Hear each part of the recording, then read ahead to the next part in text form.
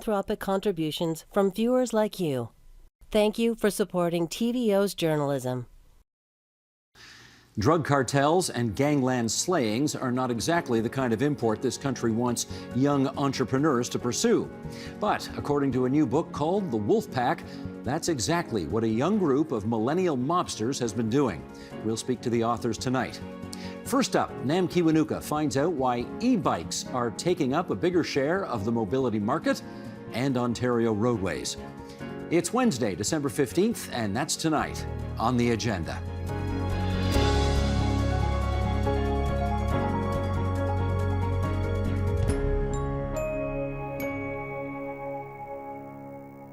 If you've been in urban parts of Ontario at all in the past few years, you'll have encountered an increasingly popular way to get around: e-bikes. They're fast, but not too fast, more affordable than a car. Are they the way of the future? Let's get a fuller picture with, in Hamilton, Ontario, Jamie Stuckless, independent transportation consultant with Stuckless Consulting, Inc. And in Ontario's capital city, Darnell Harris, executive director of Our Greenway, a micro-transportation advocacy organization. Hi to you both. Hello. So I was talking to a few friends about this segment, and I didn't realize how polarizing a conversation about e-bikes is and how invested a lot of people are in e-bikes. So it's great to have you on the program to give us a sort of primer of what e-bikes are and the issues around them. Jamie, I wanted to start with you. I'm going to bring up some pictures, and you can both explain to us. So we're going to bring up a picture. This is a pedal assist or throttled e-bike. It looks very similar to the bike that I have in the garage. Jamie, can you explain this bike for us? Absolutely, sure. So yeah, this is, as you said, a bicycle-style e-bike, sometimes known as a pedal assist or a throttle assist e-bike. And essentially, it has the same frame and setup design as what we may consider a traditional bicycle, but it's got that extra motor that you can see sitting above the wheel that provides an electric assist to help you travel further or faster or for longer while you're riding your bike. See, this is what I need because my husband is a very fast cyclist and I'm not as physically fit as he is, so I think that would be my kind of speed. We're going to bring up another picture, and this is the scooter style. Jamie, can you explain to us what we're seeing? Yes, so this is what we might call like a moped style or a scooter style e-bike. And for a really long time, under a federal definition that was just repealed last year, both this style of, scooter style e-bike and the pedal assist e-bike were considered under the same definition of power assisted bicycle in Canada. And so it was causing a lot of confusion about what are we actually talking about when we're talking about e-bikes, because one person could be picturing the first picture and the second person could be picturing the second person, and they have very different, capacities as vehicles. Because when I see the scooter style, in my brain says motorcycle, but it's not. Yes, and there is a move right now. As I mentioned, the federal government has recently repealed the definition that lumped them all together. And here in Ontario, the MOMS Act this summer sought to distinguish between bicycle-style e-bikes and motorcycle-style e-bikes. We have another one. And Darnell, if you can explain to us what we're seeing. This is our cargo e-bike, and it's used for deliveries. Yes, this is a Coaster Cycles e-bike, and it's used for mail by Canada Post. It's part of a pilot they have running in the city of Montreal. And certainly a lot of cargo bikes like this are wonderful for commerce, package delivery, like this one. And we have another picture here, and this is for cargo, family. And Jamie, can you explain to us what we're looking at here? Yeah, so this is a bike from my colleague Justin Jones up in Collingwood, and this is maybe what we might refer to as a family style or cargo e-bike, and it's a cargo bicycle with a basket in the front that allows you to maybe put your groceries, or with a seat, your children, and there's an electric assist because, as you can see, it looks a little heavier than maybe a traditional bike, and especially once you get the kids and the groceries in there, it can be quite heavy, but they've got the electric assist added on here to help them get through the snow and carry that extra weight. So it's really just showing you've shown such a great, an interesting variety of vehicles with very different capacities and, able to show different types of cycling throughout different climates. It's great. I could have used that when my kids were smaller. We've got one more picture. And Darnell, I wanted to ask you about this. What are we looking at? This is an adaptive cycle that allows the user to recline comfortably and then pedal with her feet. But also, instead of using a more upright design to steer, she's be able to sit back and use her hands to steer as well. And so there are many different types of cycles, and that's one of the challenges and the important and need for regulation, because many people think generally when the word bike is mentioned or cycling is mentioned, they think of an upright mountain bike. And there's so many different types and designs that can serve all different types of purposes. And so it's important that we have rules that allow us to talk about each of these sort of devices in the right way. And I should mention the last picture that we saw. It's a person who has multiple amputations, and it's incredible to have that kind of accessibility for someone with amputations, right, Darnell? Yes, certainly, the way that we think about these is that they are in fact mobility devices. They are devices that are able to allow people to function, to move easily, to be able to cross their communities and be able to make an impact in a very healthy way. I think when we think about mobility, we often think, oh, you have a choice between a car, maybe public transit, and a bicycle. But Darnell, with all these different options, I'm guessing that there are different price points. So how much would an e-bike cost? It depends entirely on what you're trying to use that e-bike for. So a commercial e-bike that's made to be used constantly over the course of several years with sort of high-end parts could run, up to maybe 15, 16,000, a bit more. And there's options these days that are coming onto the market with refrigeration as well and other useful commercial adaptations. Generally speaking, e-bikes for the general consumer will run between around 2,000 and around 10,000, and you get what you pay for. But the most important thing in there is that e-bikes are, in fact, car replacements, in that you have that electric assist, you have cargo attachments. Mm-hmm. There's right now, we have a cargo bike library. We have one of those Van Rams. We have a number of other bikes that allow us to be able to carry seniors in a trishaw format. And we have a number of other commercial bikes. And for example, FedEx, but also other companies have been using it to carry 300 kilograms of wine, meat, other sort of parcel deliveries. And it really shows the effect, and having the right mobility tool allows people to achieve effective transport in the city. When we talk about the cost, Jamie, obviously when cars cost a lot more than what Darnell's laid out there for us, but do e-bikes replace traditional bicycles or cars? Right. I mean, there's been actually quite a few studies from across North America and Europe that show that people are more likely to replace a car trip with an e-bike trip than they are to replace a car trip with a trip by a traditional bicycle. And, that really makes sense when you look at the, extra assist that you can get to carry groceries or climb that hill to your kid's school. So, they really can be this alternative to driving if, in terms of climate change and reducing greenhouse gas emissions. If people are trying to get vehicle trips off the road, e-bikes can really present a real solution to that. But as you alluded to, and as Darnell has mentioned, they can be fairly cost prohibitive. In terms of you're not always replacing a car with an e-bike. So if you were thinking of buying, a car versus a $15,000 e-bike, maybe there's a good price balance there, but not everybody who's thinking about riding an e-bike is trying to replace out a car purchase. And that's why several jurisdictions around the world have actually started looking at various types of rebates to help people buy e-bikes and bikes and address that price barrier. We're going to touch on rebates a little in a little bit, but Darnell, Jamie mentioned climate change. How do e-bikes play into the climate change crisis? They can certainly affect our climate change pathways in a couple of ways. One, certainly they replace vans quite capably so long as you're using a micro hub system. And that really just allows us to be able to have, efficient transportation at scale, and transportation counts to a number of emissions.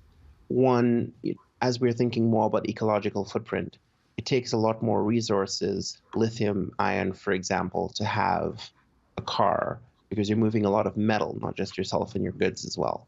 So it's much better for the environment to actually use e-bikes and lighter mobility modes instead, as well as it is also significantly less drain on the power supply when it comes to charging. You don't need special charging ports. You can simply plug it into a wall outlet and be off very easily a couple of hours later, or instantly if you have a spare battery, for example. So certainly it can make a huge difference. And it also makes a difference when people see these mobility tools and they say, yes, we feel this fits our lives. We can find a way to run our business, have our family be moved around, do whatever needs to be done on that e-bike instead. And Jamie, I think we realized this when the pandemic initially hit, our need to be outside. A lot of people went outside. I think for a while, you couldn't even find a bicycle. They were all sold out. So many people cycle because they enjoy it, but it's also a form of exercise. Do you lose that when you're riding an e-bike?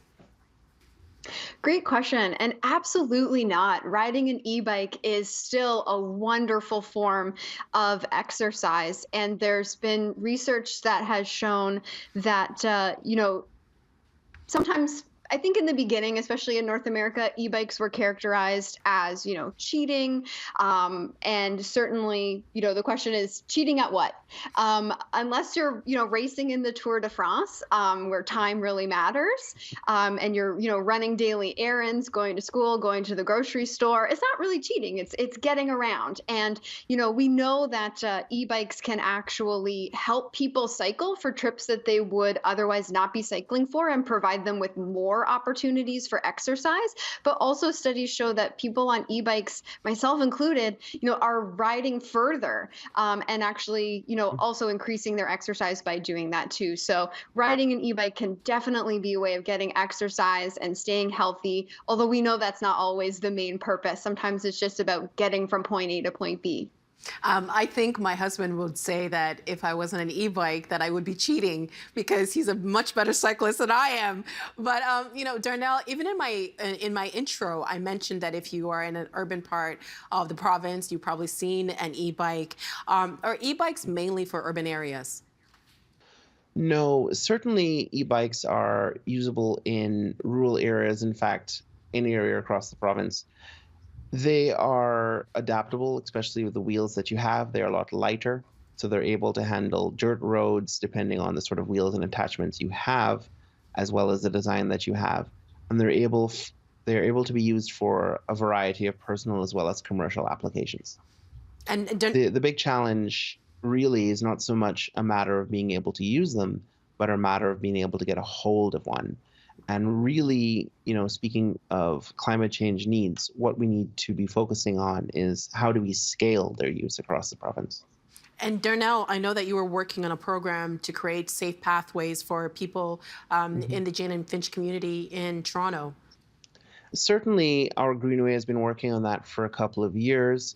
We are currently engaging the city, as well as we've built a cargo bike library, which allows people to be able to see and try e-bikes for commercial purposes, for personal purposes. We have Yuba, we have a couple of Turns, a couple of Babos, a couple of Carla trailers that allow us to really show people and allow them to understand their ability to manage their business or work with their family on those. The big challenge that a lot of people have, and the reason why we've been working on creating a conservancy in Northwest Toronto, is a matter of having safe infrastructure that meets their needs to get from point A to point B. And Jamie? Well, I just wanted to provide a local example. Advocates on Manitoulin Island have actually recently gotten a grant to purchase 20 electric bicycles, particularly to encourage tourism and cycling tourism along the island. Manitoulin recently opened a really long section across the entire north-south of the island along Highway 6, the Great Lakes Waterfront Trail, a wide paved shoulder.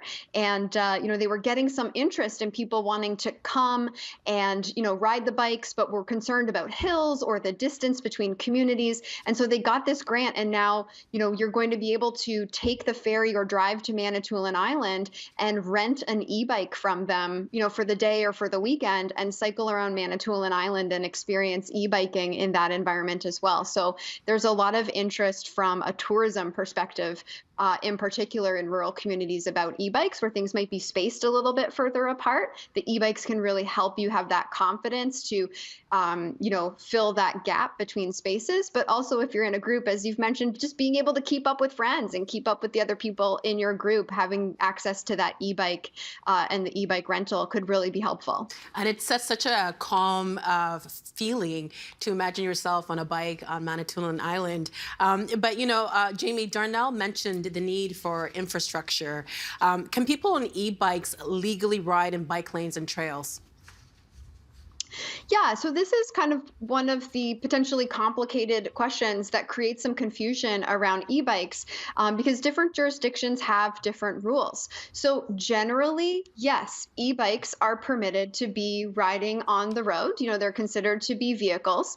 And a lot of times it's up to local municipalities to pass bylaws about where the e-bikes are allowed or not allowed to go.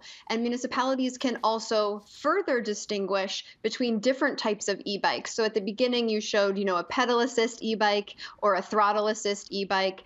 A municipality can decide that pedal assist e-bikes are allowed on our trails, but throttle assist e-bikes are not.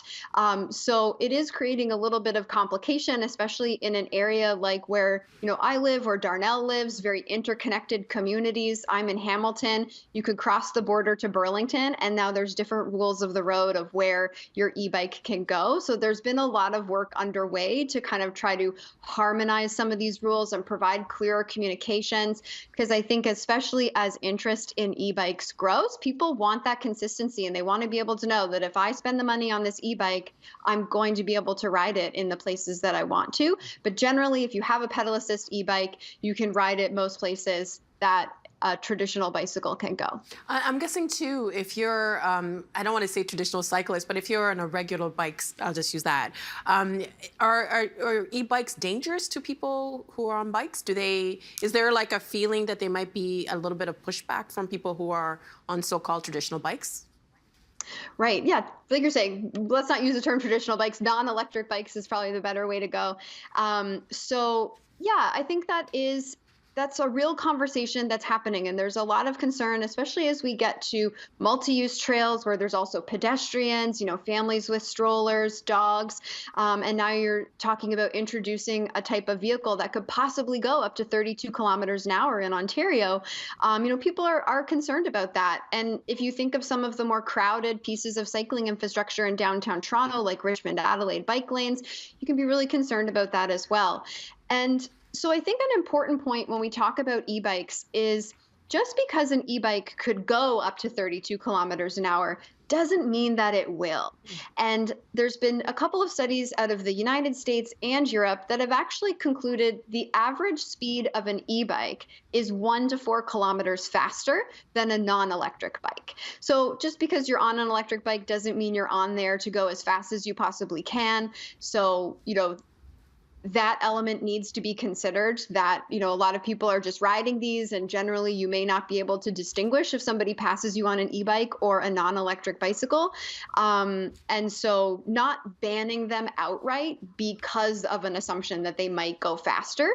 But infrastructure design has a huge role to play in that, and, providing separated safe spaces for people walking and people cycling is really important. I think as volume grows, regardless of whether it's a non-electric bike or an electric bike, just having more people in a lane or on a trail does make the dynamic more complicated.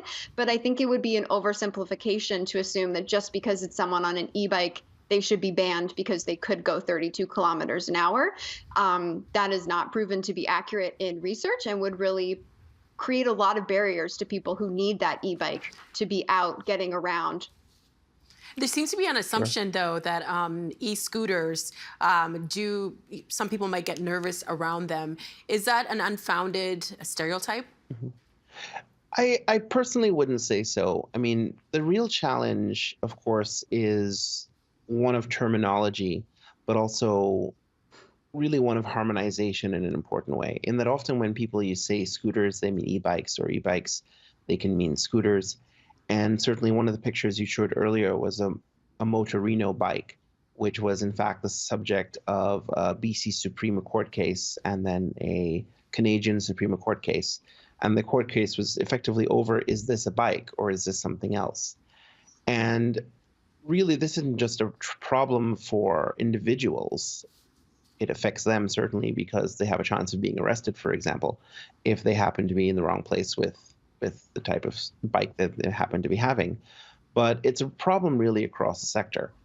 One of the main reasons that we don't do, for example, production here is there's a lack of harmonized rules. When you're dealing with rebates, Transport Canada, has some very clear rules over what constitutes a safe car, truck, snowmobile. They're nothing like that for e-bikes. And certainly, this is where we need to have harmonization and clear understanding so that everyone is talking about the same thing, using the same language that can be codified into law, codified into insurance, codified into manufacturing, and allow us to actually expand this at scale. Is it safe to ride all year here in Ontario, Darnell, on an e-bike? Yes. I mean, much like, of course, I said I rode an e-bike to coffee this morning. Much like everything else, it's a matter of proper maintenance infrastructure. There are also winter tires for e-bikes, and so long as you have those on, it's extremely safe, even with ice and snow. In fact, you can even go over ice and snow with the right bike and snow tires because it is, of course, lighter, and that allows it to glide across the surface easier. Jamie, right now you need a license to drive a car. You need one to ride a motorcycle. You don't need one to ride an e-bike. Should that change? No, I would say that not having a licensing system for electric bicycles makes a lot of sense. It's in line what we have for riding non-electric bicycles. It opens it up to people of all ages, people visiting from out of province. Licensing systems on bicycles have proven to be a big administrative burden, as well as exclusionary of many people. And so I think that, with a lot of the stuff that's been happening in Ontario with electric bicycles, it's been about harmonizing the rules with what we have with bicycles. And so the kind of non-licensing system makes sense for both types of bicycles in this case, as we see in other jurisdictions around the world. And I know in Toronto we've had this conversation around bike lanes, and when it comes to e-bikes, and we've talked a little bit about infrastructure, what does safe infrastructure for e-bikes look like, Jamie? I'd say in many ways, safe infrastructure for riding an e-bike looks a lot like safe infrastructure for riding a bicycle, but I would be careful to know that that doesn't necessarily mean that that's the infrastructure that we have today. A lot of the ways that we build for people cycling, the infrastructure is inadequate. So, building these safe and separated spaces for people to ride their bikes and e-bikes is incredibly important. As Darnell mentioned, especially as we're looking at some of the larger cargo e-bicycles, it's important to consider width, allowing people the space to pass each other, to account for different speeds, to cycle side by side as they are able to do in many communities in Europe. Just creating those widths of paths and bike lanes is very important. And I think, e-bikes, their popularity as well as their size really emphasize that. I'd also note the importance of protection at intersections. This is often something that is lacking, but there has been a little bit of research that has shown that, drivers can be quite taken off guard by how fast someone on an e-bike is riding. And especially if it's somebody who's riding, upright, they don't look like they're working very hard. A driver could assume, oh, they're going quite slow, I'm going to make this right turn. And that would not be the case. So creating infrastructure that really continues through the infrastructure, prioritizes people cycling, creates lots of lighted opportunities, a lot of visibility. That's important with non-electric bicycles, but I think potentially it could be even more important with electric bicycles, especially as we navigate that difference in speed and people not knowing how fast someone on an e-bike, they might be going just that little bit faster than they think and make that right turn. And we need to build infrastructure that prevents those types of interactions and collisions. We kind of talked a little bit about rebates. U.S. President Joe Biden's Build Back Better bill includes a proposed rebate for buying an electric bike, a third of the cost back, up to $900 U.S. Does that exist in any province, Darnell?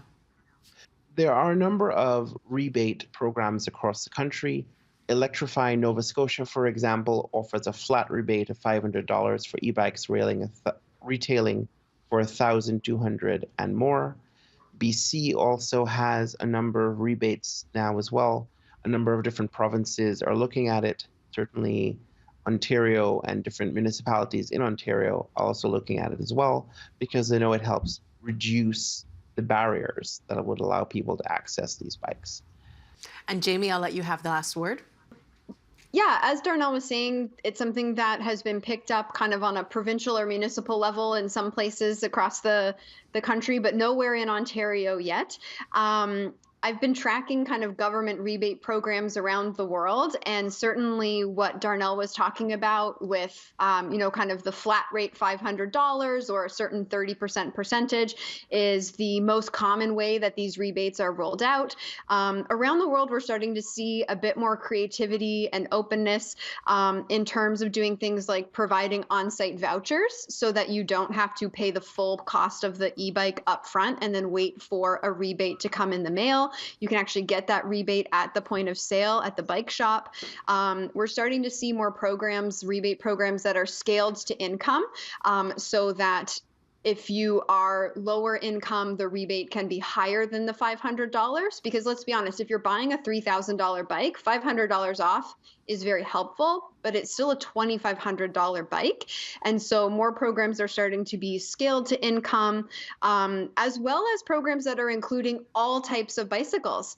I know this was a question that came up in Edmonton around their program. Why are we rebating these very expensive bikes that are only accessible to people who can afford an expensive bike, but not helping people afford a $300 or $400 non-electric bike? And so I think more programs, particularly in Europe, are starting to expand to say, let's try to find ways to make any type of this low speed wheeled mobility more affordable. And I hope that when we have that conversation here in Canada at a federal level, we're able to adopt some of these innovative and more creative strategies around rebates. I think what we have now in different provinces is a good place to start, but there's certainly more we can do to really put these mobility tools in the hands of as many people who need them as possible and let them experience, the joy and ease of riding down the street or down the trail on an electric bicycle. Darnell and Jamie, thank you so much. I really enjoyed this conversation, and I love how you both call it a mobility tool, so more people can have access to get outside. We really do appreciate your passion and knowledge. Thank you so much. Pleasure to connect with you. Thank you so much.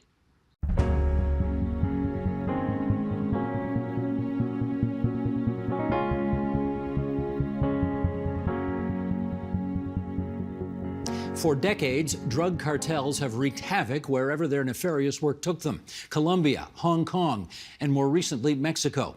We don't typically think of that list including Canada, but it probably should, given the incredible story told in a new book called The Wolfpack, the millennial mobsters who brought chaos and the cartels to the Canadian underworld. It's written by two award-winning journalists, and they are Peter Edwards, organized crime reporter for the Toronto Star, who joins us from Hamilton, Ontario, and here in the provincial capital, journalist in exile, Luis Horacio Nájera. And we are happy to welcome both of you to our program tonight. I guess, Luis, I do need to start by just understanding why you describe yourself as a reporter in exile. What does that mean? Well, thank you for the invitation. Well, I fled my country basically because of the death threats that I received from organized crime and corrupt officers because of my work investigating organized crime. And you cannot go back? No. Understood. I want to talk to you, Luis, off the top about the beginning of the book, where you talk about a classmate of yours from back in the day, whom you call Juan Carlos, who was the son of a drug trafficker who actually tried to get you into that business. What does his story tell you about the nature of this generation of narco traffickers? Well, Juan Carlos' story is, I would say,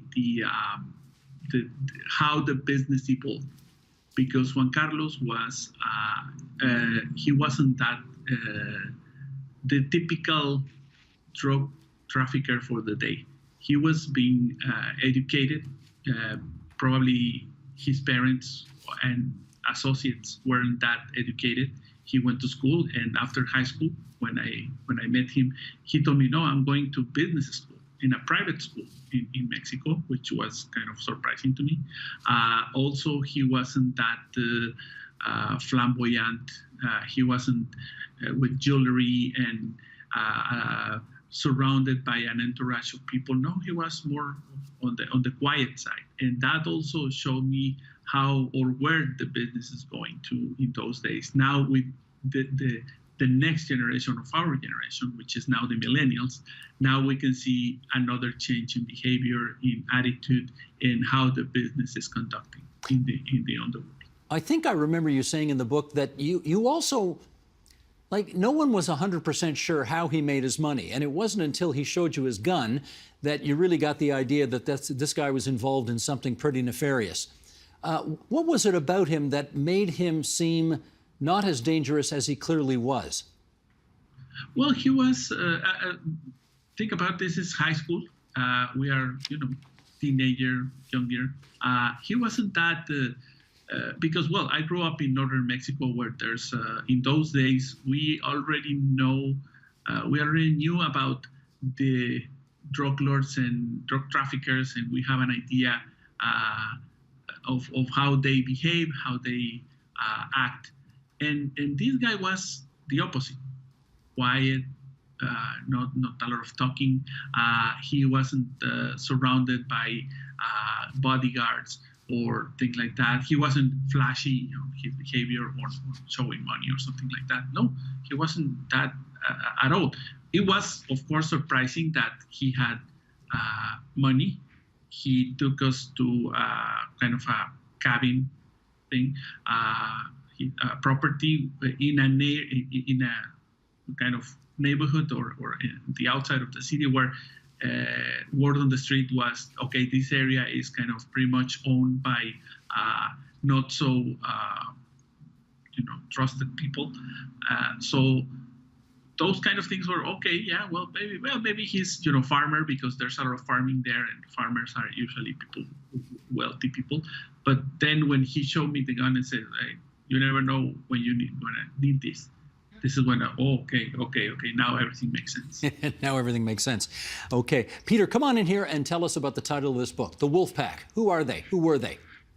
They're young. They're very, very diverse. They're Hell's Angels. There are pretty much every ethnic group, a lot of all across the country. They're really united by the internet, by greed, generally under 35. Don't really respect authority, want to quickly make money, and looking for a tight contact with Mexico. And so they're kind of the next wave. They're not the old school mob, the old school bikers. Only in Canada or chapters beyond that? They flee to different places, but the ones we looked at, they're Canadian based, but when they got in trouble, they popped up in Greece and West Germany. One of them ended up in Colombia, but their base is Canada. We're going to show you a couple of pictures coming up now, and I wonder if you wouldn't mind telling us who the people are in the pictures. There's the first one, and who they are and why they are significant. They're really, really powerful, because you've got on the left a bodybuilder, Nick Nero, who was an armored car robber who extremely active, not the brightest bulb out there, but very, very active. The guy on the right, Giancarlo Caputo, he's connected to the mob. He was connected to Vito Rizzuto, who's a huge mob guy in Montreal, and these two work together. They're in Yorkville in a very ritzy spot, and although they look casual, their clothes would have cost them quite a bit of money. What happened to both of them?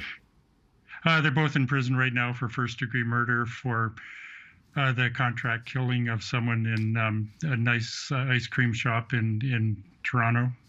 Yeah, you go into some detail about that in the book, which I have to say is really quite gruesome. Anyway, I see that our second picture is on the verge of being put up here, so let's find out more about Shane and Robbie, if you wouldn't mind. Okay, so Shane, he's in the wheelchair. He would dispute this, but a lot of authorities would connect him to the Irish mob. He was present when a Montreal police officer was almost beaten to death in Mexico. He has an extensive firearms collection. He said that he was trying to keep the firearms out of the hands of criminals. A lot of authorities would disagree with that. Robbie Al-Khalil, the guy with the vest over his shoulder, kind of the casual guy. If the Wolfpack had a leader, it would have been him. He extremely smart, extremely tough, very, very tough. And he ran an upscale women's clothing store or boutique in Montreal where you could buy a belt for $10,000. And in one scene in the book, Nick Nero, the guy you saw walking in Yorkville, was trying to order 3 contract killings. At the same time, Al-Khalil was ordering women's belts that were worth $10,000 each. So there's a lot of odd little things juxtaposed to each other here. I don't know if David Chung, our cameraman, I don't know if you can get a shot of that, but see the guy up here? Okay. He fancied himself quite the Arnold Schwarzenegger, didn't he? Yeah, and the steroids didn't do much for his personality. I mean, he wasn't the most tolerant, nurturing person to begin with, and the steroids kind of made it worse. For a little while, he tried to be a pro wrestler, and so he's about 5'8", 5'9", and he was up to 285 pounds and quite jacked up. Now, just let's do one more follow-up on Shane Maloney, the guy in the wheelchair. How did he end up in that wheelchair? That was a motorcycle accident when he was in his early teens. So for all of his adult life, he's been confined to that. He, in custody, was kept apart from other prisoners because they were afraid that he'd use parts of his wheelchair as weapons on them. Luis, let's follow up the story from this angle. This is a group of people who do not share, as Peter's just suggested, a common ethnic background. They come from different parts of the country.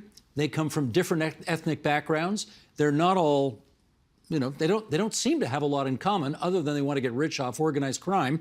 So what was it that made them come together in this kind of alliance? Well, that's exactly, you just said that the greed, basically greed. And I guess this is when the millennial generation part comes into play, because they also, the mindset is they need recognition, they feel entitled, they feel powerful, they rely a lot on technology, use encrypted communications. They need recognition. So those kind of generational aspects of their personalities also played a significant role into becoming or creating this alliance. Also, the millennial generation, as we know them, is more open to diversity. And that also, we think that facilitated the creation or the organization of this alliance. And we call it alliance because this is not, you cannot call it neither a cartel or a gang, because, for instance, 6 of them were active members of different criminal organizations, and they kept membership from Hells Angels or Irish mobs, as Peter mentioned. So that's also a significant component of this alliance. And Luis, let me ask you how this group got connected to a cartel that's been in business since 1987, the Sinaloa cartel. How did they get together? they got together basically looking for, I will say, it was a business opportunity somehow. The cartels were looking for people to get into Canada, but not get into Canada or to change the dynamic of the relationship because in the past was more of a provider and supplier. They need something and they have something to sell. But with this new generation, they found that they were kind of useful somehow, not so smart, not so brilliant, not that sophisticated in the sense of doing business as a cartel used to do business. So they used them to establish here in Canada and to little by little take control of the drugs business, at least the cocaine business here in this country. And Peter, pick up the story and tell us why Niagara region, just to the south of us, is so important in the drug cartel business. Because once you bring them in through Buffalo, your short drive into Toronto, if you can get them onto the QEW, there are lots of places to store them. A lot of the drugs are warehoused in Chicago and then brought up by trucks, and some of the trucks are connected to very, very legitimate businesses, and it's just a few drivers who have secret compartments who bring them through. If I were to ask you how many murders, Peter, the Wolfpack is estimated to have committed, could you get close to a number for us? More than a dozen. I mean, there was one point where Nick Nero was trying to order 3 of them, and we couldn't get the names of who he killed. There's another point where the hitman was talking about he did somebody and he's coming to do another one. So they were involved in an ongoing war in BC, and so that the total was quite high there. Well, let's do an example. It's in the dozens. Sure. Let's do an example here. Johnny Raposo. Why did the Wolfpack want him dead? There was a deal where you had 4 groups in on a drug shipment, and it makes sense because then if you're pinched by authorities, you only lose a quarter. And so if you do that 4 times, you're safer bringing your drugs through. When the drugs get close to the border, all of a sudden drug traffickers start to think, I'll make a lot more money if we reduce the amount of people who they're going to. So why not kill one of us and push up the profits? Raposo was socially isolated from the other ones, and so Nero started a rumor that he was a rat to police, but we couldn't find anything to back that up. And I do want to talk to you about one murder that happened 2 blocks from here, in a lane called Cowbell Lane, which is right near the corner of Yonge and Eglinton, and that was, I mean, it was right out of The Godfather. Sukhvir Singh Dio, who's he? He was fleeing the BC drama. There was a lot of fighting going on in BC. He was connected to the Wolfpack, so he came to Toronto supposedly to keep a lower profile, but then he ended up on sports highlights across North America when he just couldn't keep quiet at a Raptor game and was screaming away, and so he was ejected from the game. He ran a trucking firm. He was 34 years old, extremely rich. He had a Rolls Royce, and he was executed in a nice part of Toronto. Executed is the way. Luis, do you want to put some details on that? How they managed to kill him and where? Well, we know where. 2 blocks from here. Yeah. Well, he was killed outside this fancy building by the assassins. It seemed like they tried to somehow disguise somehow, and which is also interesting for this new generation, because in the old days, the old mafia days, they sold business in a more quiet way. Now, with, for instance, the killing of Sukhvir and the killing of also other members of the Wolfpack, it was brought like, it was in a public place. It was in a very loud, so to speak, way. So that also shows this new generation is, I wouldn't say not afraid, but they like to brag. They like to show. They like to, okay, this is who I am, and I want to set a precedent here that I'm a bad guy. So in a way, they did that, for instance, with this killing, because they did it. It was, I think, it was 12 or something noon around that time in a very busy street with a lot of witnesses, and they didn't care. Yeah, Peter, I guess if you're going to do it in broad daylight, put 14 bullets in somebody sitting behind the wheel of a car, you're not too worried about who's going to catch you doing it. And they wanted attention, like they want to be noticed down in Mexico. That contract killing was actually reported in India, like it was a big deal internationally. It got more press overseas than it did in Canada.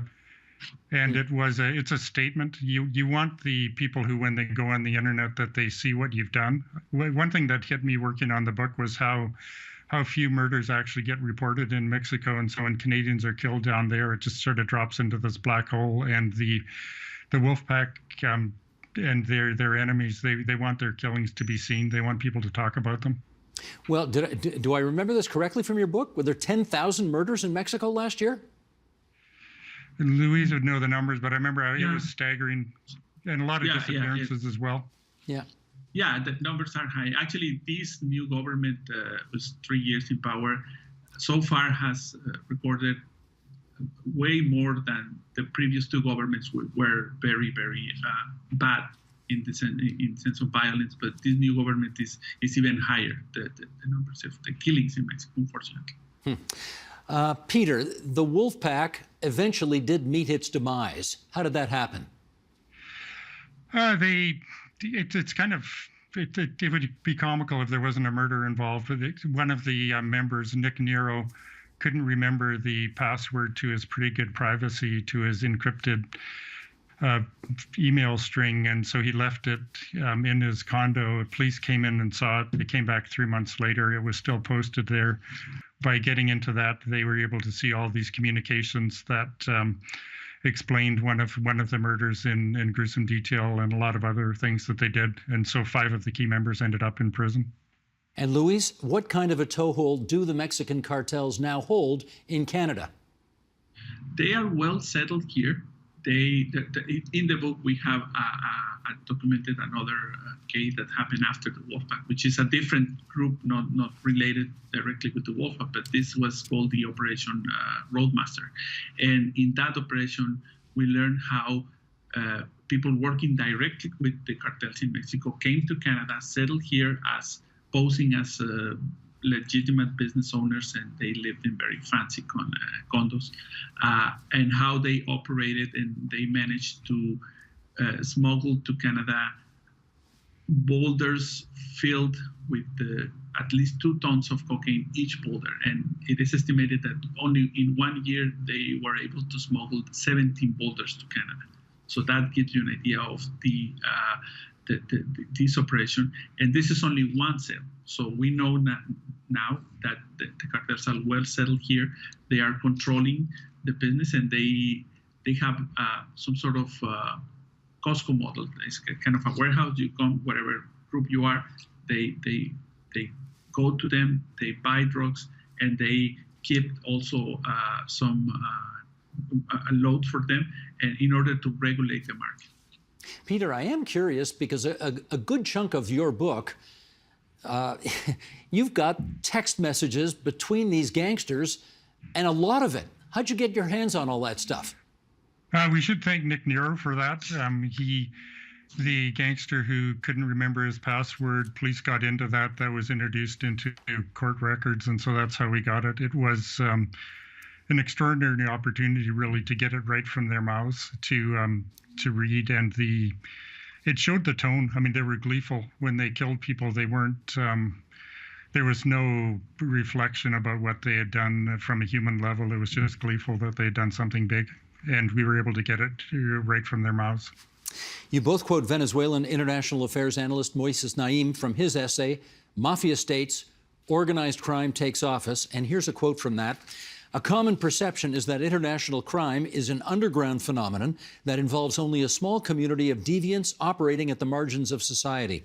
The truth is that in many countries, criminals today do not bother staying underground at all, nor are they remotely marginal. How far, Luis, pick up the story here, how far do the tentacles of these criminal organizations extend? Well, they extend a lot. Well, Mexico, we know Mexico how bad the situation is. They are they are everywhere.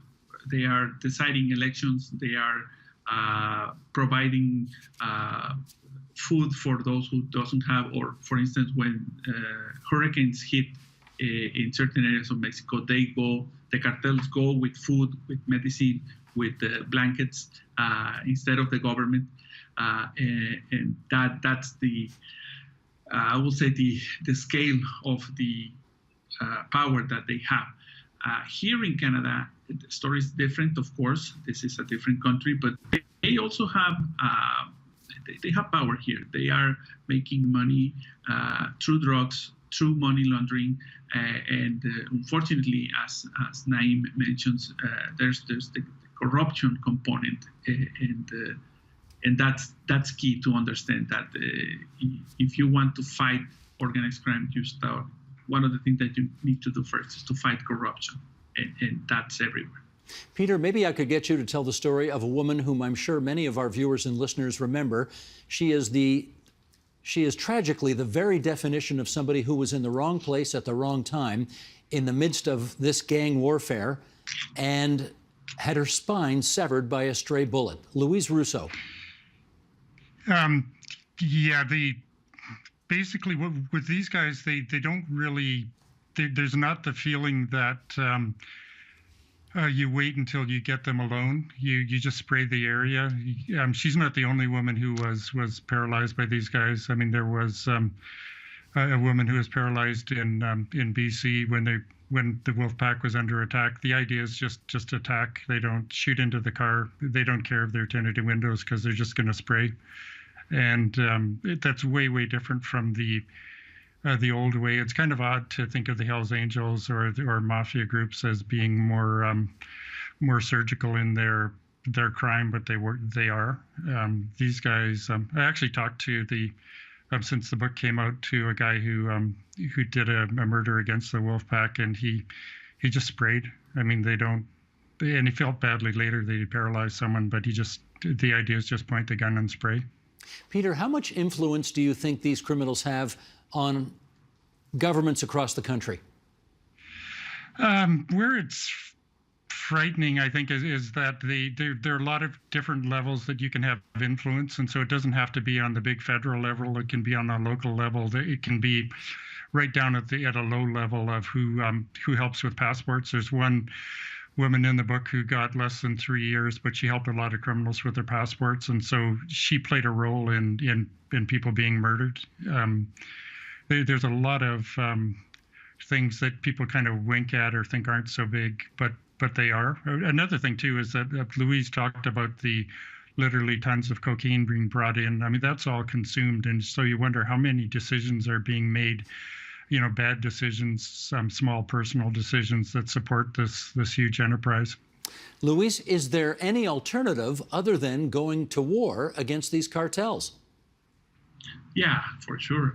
Here in Canada, for instance, I think the drug use and abuse problems should be treated more on the public health realm rather than the police realm. So offering treatment, but also not only immediate treatment like medicine for those who suffer from addiction. No, treatment for the root causes. It could be mental health. It could be domestic violence. It could be there's a bunch of things that can be done, and also money laundering. You have to fight, and if you want to really hit the cartels, you have to hit them where it hurts, which is the money.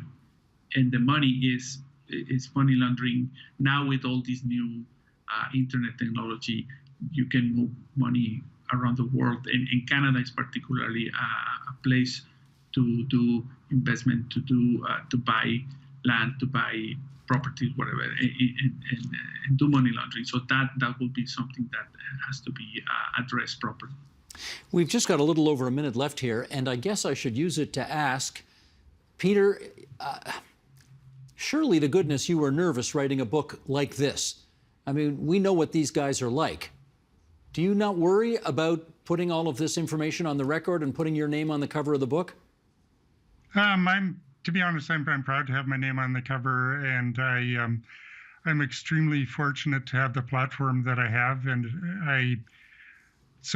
I'm proud of it. You do what you do. I mean, other people have done bigger things than this, but I am proud, and I hope they see my name there. Luis, do you feel safer in Canada now? Well, yeah and no. I mean, if they have the resources, and if they want to get me, they will get me here or in Mexico. And what am I doing this again? 12 fellow journalists in Mexico that I met, work with, or even play basketball with, have been murdered. And I think staying out of this and not taking the platform that I have to honor them and to honor thousands of people who have been killed in Mexico, it wouldn't be fair. If I have this platform and this opportunity, I have to do it. We are happy to commend the work that you two have done, the Wolfpack, the millennial mobsters who brought chaos and the cartels to the Canadian underworld. And we are very proud to have Peter Edwards and Luis Horacio Nájera on our program today. Gentlemen, thank you. Muchas gracias. Thank you. Thank you. Gracias.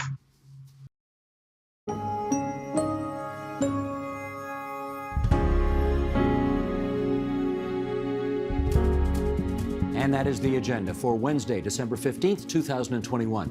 Tomorrow, amidst another atypical holiday season, Nam Kiwanuka gets some advice on how to eat, drink, and be merry, or at least move past some of our COVID-induced social awkwardness. I'm Steve Paikin. Thanks for watching TVO, for joining us online at tvo.org. And Nam, we'll see you here tomorrow. The Agenda with Steve Paikin is made possible through generous philanthropic contributions from viewers like you. Thank you for supporting TVO's journalism.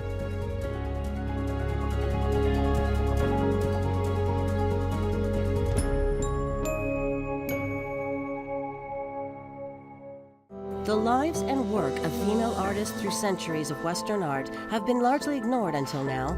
So here she is, the woman that once outsold Rembrandt, and you keep her in storage. Unlock untold stories. What it takes to become a successful female painter and at the same time a successful wife and mother.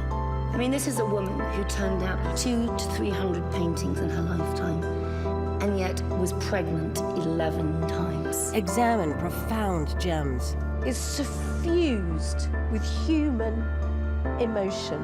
This is the painting that touched the Victorians like no other. And be enlightened by incredible ingenuity. She will not be marginalized in her family or in art. This is the world that women made. The story of women and art continues next on TVO. 19 years after he saved the wizarding world, he's back in a new adventure. Harry Potter and the Cursed Child. A brave new generation of wizards continue the story on stage in this, the 8th Harry Potter tale. It's time to believe in magic.